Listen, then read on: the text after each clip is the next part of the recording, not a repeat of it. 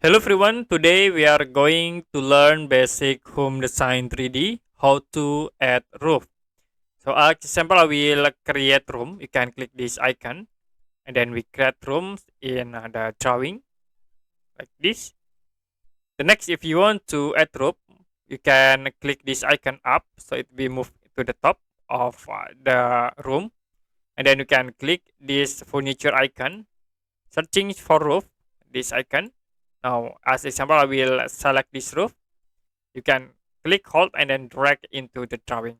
Okay, like this. And make sure the roof in the top, you can release. Now I will set into 2D.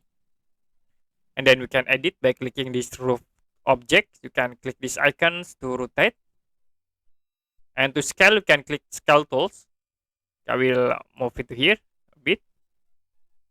And then move again to here a bit. If you're done, you can click outside and then we can go back into 3D view. Okay, that's it for basic home design 3D, how to add a roof. If you have any question about tutorial, you can comment below this video.